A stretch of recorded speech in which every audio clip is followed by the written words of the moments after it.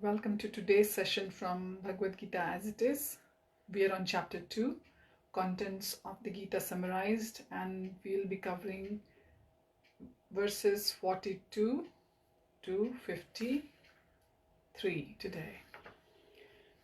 Om Namo Bhagavate Vasudevaya.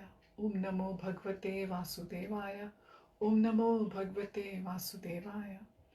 Mukam karoti vachalam pangum langhayate girim yad kripatamaham vande Shri Gurum Deenatarinam Paramananda Madhavam Shri Chaitanya Ishwaram Hariyam Tatsat.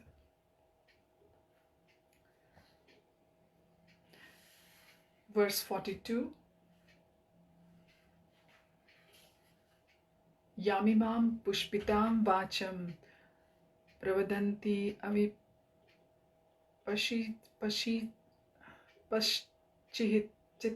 paschitah veda vadarataha partha nanyad astiti vadinaha. Men of small knowledge are very much attracted to the flowery words of the Vedas, which recommend various fruitive activities for the elevation to heavenly planets, resultant good birth, power, and so forth. Being desirous of sense gratification and opulent life, they say that there is nothing more than this. Verse 42. Kamat manah swarga para janma karm phala pradam kriya visheshah bahulam bhogeshwarya gatim prati. So the translation of both the verses was together, so I have read it when I was saying that this is the translation of 42, though the translation of 43 was also included in there because these two verses are given together. Verse 44. Bhogeshware prasaktanam taya paritachetasam vyavasaitmika buddhi samadhau na vidhiyate.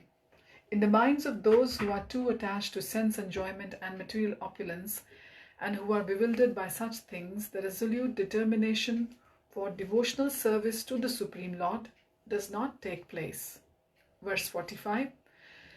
Traigunya vishaya veda nishtre gunayo bhavarjuna nirdvandvo nitya sattvastho niryoga kshema atmavan. The Vedas deal mainly with the subject of the three modes of material nature, O Arjun. Become transcendental to these three modes be free from all dualities and from all anxieties for gain and safety, and be established in the self. Verse 46. Yavanartha udapane sarvatah samplutodake tavan sarveshu vedeshu brahmanasya vijanatah. All purposes served by a small well can at once be served by a great reservoir of water. Similarly, all the purposes of the Vedas can be served to one who knows the purpose behind them. Verse 47. Karmanyavadhikaraste ma phaleshu kadachana ma karmphal hetu bhurah bhurma te sangostva akarmani. You have a right to perform your prescribed duty, but you are not entitled to the fruits of action. Never consider yourself the cause of the results of your activities, and never be attached to not doing your duty. Verse 48. Yogastha kuru karmani sangam tyaktva dhananjaya siddhya siddhyo samo bhutva samtvam yoga uchyate. Translation. Perform your duty equipoised, O Arjun, abandoning all attachment to success or failure. Such equanimity is called yoga. Verse 49. Durena yavaram karam buddhi yoga dhananjaya buddhau sharanam anviccha kripanaha phalahetavaha. Translation. O Dhananjay, keep all abominable activities far distant by devotional service, and in that consciousness surrender unto the Lord. Those who want to enjoy the fruits of their work are misers. Verse 50. Buddhi yukto jahati ha ubhe sukrit dushkrite tasmad yogai yujyasva Yoga karmasu kaushalam. A man engaged in devotional service rids himself of both good and bad actions even in this life. Therefore, strive for the yoga, which is the art of all work. Verse 51. Karmajam buddhi yukta hi phalam tyaktva manishinaha janma bandha vinirmuktaha padam gachanti anamayam. By thus engaging in devotional service to the Lord, great sages or devotees free themselves from the results of work in the material world. In this way, they become free from the cycle of birth and death and attain the state beyond all miseries, that is, by going back to the Godhead. Verse 52. Yada te moha kalilam buddhir vyatit tarishyati tada gantasi nirvedam Shrutavyasya Shrutasya cha. When your intelligence has passed out of the dense forest of delusion, you shall become indifferent to all that has been heard and all that is to be heard. Verse 53. Shruti vipratipanna te yada sthasyati nischala samadhavachala buddhistada yogam vapasyasi. When your mind is no longer disturbed by the flowery language of the Vedas and when it remains fixed in the trance of self-realization, then you will have attained the divine consciousness. So up to now we have been reading how Arjuna has been advised by Lord Krishna that he should do his prescribed duties, that is his swadharma, and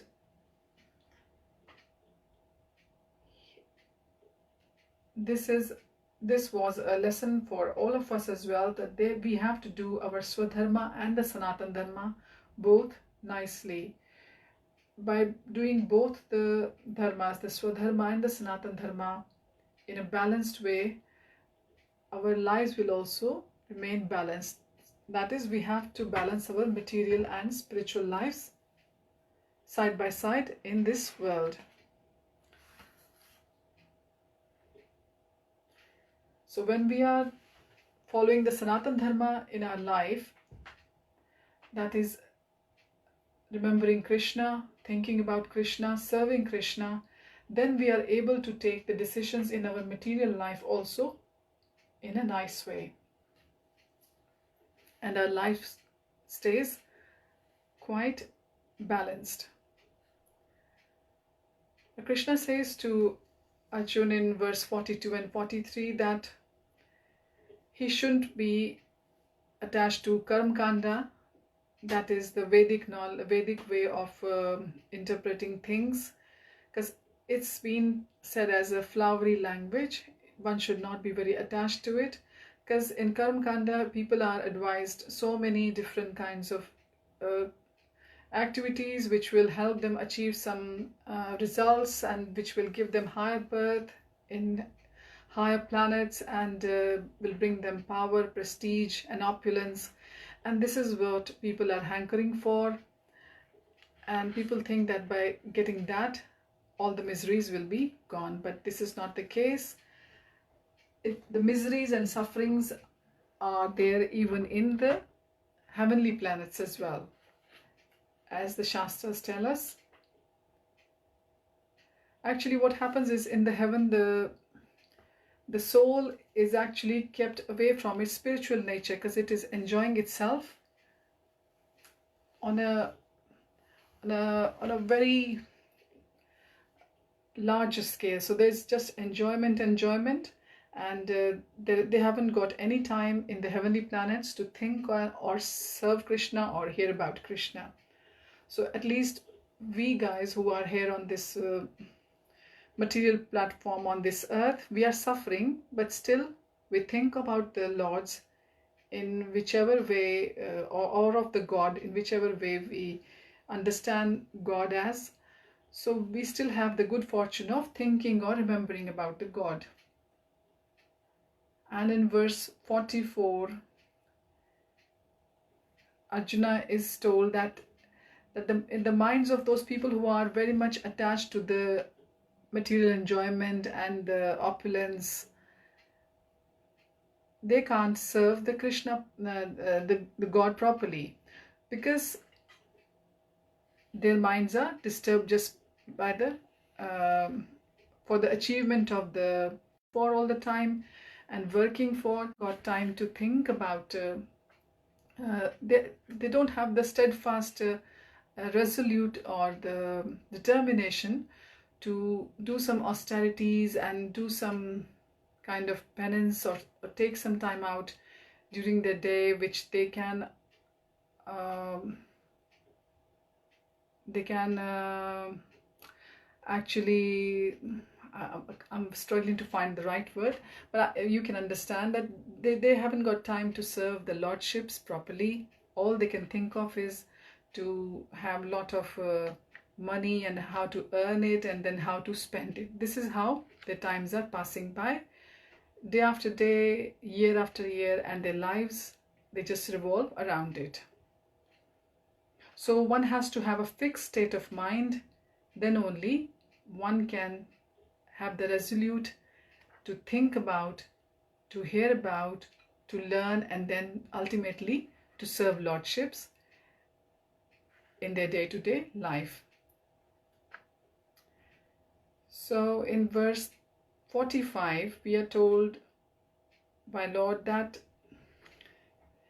the Vedas, they deal with the three modes of material nature. Three modes of material nature will come up in chapter 14 later on. So Arjuna is advised to become transcendental to these three modes. That is, to rise above the three modes, which are, as you all know, goodness, passion, and ignorance. So he has to rise above these three modes to be able to come on the platform of bhakti. And by becoming free from the modes, he would be able to free himself from the dualities of life. The dualities are the things which cause the anxiety to all of us: the pain and the pleasure, the heat and the cold, happiness and sorrow, loss and gain. And then we have how we get upset if somebody says bad to us, and we get puffed up, we get really elated when some nice things are said about us, or we are flattered, or so we have to rise above these two. Actually, these are just the illusion of this world, and they are because of the three modes of material nature, and they actually bind us to this world. And in verse 46, he is told that he has to go beyond the Vedas, he has to know Bhagwan as Bhagwan is, and he has to fulfill all his desires by serving Bhagwan. And in this case, Bhagwan is actually right in front of Arjun, and Bhagwan is actually telling Arjun to rise above his lamentations, his grief, and to fight in the battlefield of Kurukshetra, fight this Mahabharata war. So he has been asked by Bhagwan here, how fortunate he is that Bhagwan is telling him himself to do his duty. So and he's told that, like the analogy given by Bhagwan is beautiful, that as a well can fulfill the purpose in a similar way as a big reservoir of water can, or a big river can. So the purpose of the Vedas can be served by one who understands the real purpose behind them. The real purpose behind the Vedas is to know God, to worship God, and to do devotional service to the God. But people have understood it in the wrong way. They just think that Vedas, they tell us the shortcuts, how to do some yajnas or some kind of worships, so that we can please the certain demigods and have all the opulences and all the merits for living a high life, a comfortable life, a very opulent life and very wealthy life in this lifetime. and then people are worried that they should do something that they can have the heavenly planet to go to after the time on this earth is complete. Their time is complete. They're not, actually it's not their fault, because they don't know properly that what is the purpose of the soul, what is the real hankering of the soul, what does the soul actually wants after this birth. Soul is actually eager to reunite with the Lord and to serve the Lord in the Golok Vrindavan or Krishna Lok, as Prabhupada tells us. But people, they think that after this life, in this life they should have all the comforts, and after this life all they need is Swarg, as they say, or the heaven. But they don't understand that if they get the heaven, if they get the Swarg, at least in this lifetime they are thinking about Lord, but when they go to the Swarg or the heaven, they won't even have time to think of, because there will be so much enjoyment there in heaven that they would have no time to even think of the Lord. So Krishna tells Arjuna in verse 47 that he has to perform his prescribed duty. In Arjuna's case, it is to fight as a warrior, because he's a Kshatriya. That is his Varnashram, and that is his Dharma, Swadharma. Now, he's also advised that he shouldn't consider himself to be the cause of any result of his activities in the war, and he should not be even attached to his duty, which is fighting as a warrior in the war. He has to do all that for the pleasure of the Lord. The Lord tells him how fortunate is he. In our case, the Shastras, they tell us, the Bhagavad Gita tells us that we have to do our prescribed duty. But in Arjun's case, Arjun is there right in front of Krishna, who is his charioteer, who is his Sarthi. And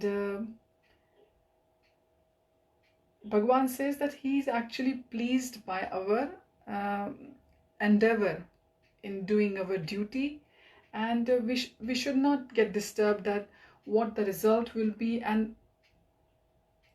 as a matter of fact, Bhagavan says that we have to give the result also to Bhagavan. We have to give the result of our activities to Bhagavan as well, so we won't be disturbed at all in performing our duties. So the primary motivation is to serve the Lord and not to be attached to the result of our activities. So the activity will produce some purification, liberation, and elevation when we will be engaging ourselves in the activity. The three parts of our body, of our life, that is the body, the mind, and the speech, when everything will be in union, will be in yoga, and we'll be doing our duties in such a mood, then our activities, they will actually liberate us and purify us, and they won't be binding us. The binding will be there to this material world if we'll be very much attached to the results of our activities. So in verse 48, Arjuna is told that the activity is of three types, is at three types of levels of motivation. The first is the result, the second is purification, the third is to please Krishna. Now, in this verse, Arjuna is told about the art of yoga. And what is the art of yoga here is to stay focused. Samo bhutva samatvam yoga uchyate. So Arjuna has to stay focused in his activity. He should constantly think about Lord and not constantly think about the result. And it is very important that he does not just fight for the result of the war. He just fights because that is his prescribed duty. And if he will be doing his duty like that, then his duty also becomes spiritual, and it is going to connect him to Krishna. That is, his soul will be connected to the super soul. Atma will be connected to the Paramatma. As we know that Atma and Paramatma are like two birds sitting on a tree within our hearts in each and every being, and that's why we are always told to see everyone as equal. We should think of each other as part and parcels of Bhagwan, because each person has got super soul, Bhagwan as super soul in their heart sitting by their soul. So Arjun is asked to do his duty in a very equipoised way, and he should not get attached to the failure or the success. And in verse 49, he is further advised, like he was told in verse 48, that he should not disturb his senses by the attachment to any results.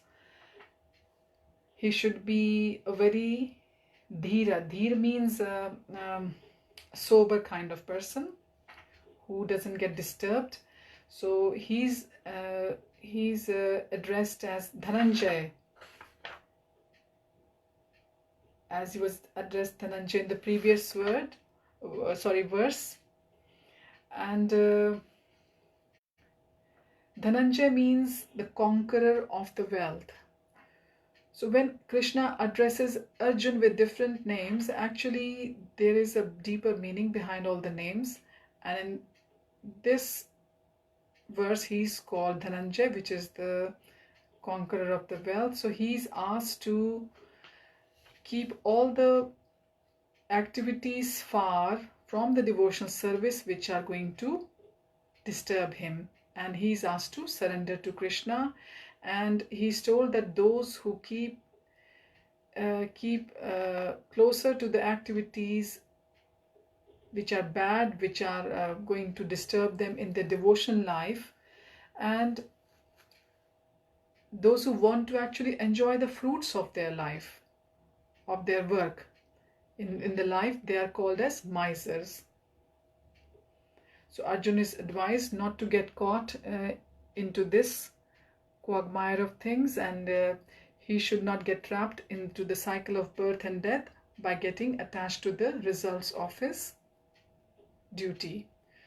So he's being advised actually that he should work in such a way to become Krishna conscious, to become conscious of Krishna 24/7 in his life. And this is, again, we have to remember that all these verses are actually being told for all of us in Kali Yuga as well, how to live our life.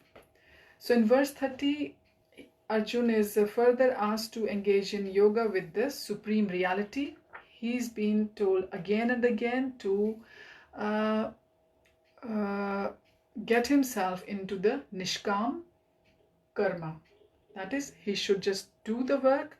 That is, he should think that that is what he has got the right to. He should not think about the result. He should surrender the result to God, and everything will be fine. So in devotional service, a man has been encouraged to do the devotional service by getting rid of both the good and bad actions of the life, and you have to strive for the right balance between the spiritual and the material life, the Swadharma and the Sanatan Dharma. Swadharma is for work for our body or our family or life we have to do, and Sanatan Dharma is the work we have to do, that is the devotional service to get closer to the Lord. In verse 51, it is continued that all the great sages and the devotees of the Lord, they become free from the material work, bondage, by doing the devotional service like this. And in verse 52, Arjun has been told further that he should no longer be attracted by the promises of pleasure, that he should not be worrying for the result of this war that what will be the outcome of this war. If we'll have a lot of opulence, then he will be enjoying himself. So he's been actually warned, we can say, by Krishna, that he should no longer be attracted by the promises of any kind of pleasure, and he has been asked to become a very to realize a deep kind of fulfillment which he will have after doing his prescribed duty, that is fighting in the war as a warrior. So now in verse 53, he's been asked again to be undisturbed by everything in this material life, everything which is material around him. He shouldn't worry about his family members. He'll have to eventually maybe kill. He should stay fixed in the spiritual reality, and he should stay undisturbed by everything which is material around him. He has to use his intelligence, and he has to stay fixed in the yoga of mind, yoga and in mind control. The yoga in this case is to surrender to the Lord, not just the yoga we think of doing some asanas and pranayams. Actually, they help us to focus in our chanting. If we do some pranayams and things like that, and the some asanas, they can be helpful for us to keep our body in a good health. So the intelligence has to be convinced, for one thing, that ultimately Krishna is the ultimate goal for all their activities in their life. Whatever is being done in the day-to-day life, people should have Bhagwan as the focus in the middle, so they won't be disturbed by any good or bad result they're hoping for. They should do their best. They should do their duties in a best way, but not remain attached to the result of the duty. And Prabhupada says in this verse's purport that the samadhi, or the transcendental consciousness of the person who has fully realized Krishna consciousness, is that the one has realized the Brahman, the Paramatma, and the Bhagwan. So everybody's understanding is on one of these stages of the Lord Krishna, either in the Brahman state or in the Paramatma or the Bhagwan. So now the highest perfection, Prabhupada goes on to say, is to realize that one is the eternal servant of Krishna, and one's eternal duty is to do their duties in Krishna consciousness. So that should be the goal of our life. So now we will finish our today's session here, and we will continue from verse 54 of chapter 2 tomorrow. I hope I've been able to make sense to you in some way, and please forgive me if I wasn't very clear. I'll try my best, like I've been saying through and through, that I'll keep my explanations as simple as possible, so that we can understand things better, what Krishna is trying to say to us through Arjun in Bhagavad Gita. So I wish you all a very blissful week ahead. We shall carry on tomorrow with Bhagavad Gita as it is. Hare Krishna, Hari Om Tat Sat.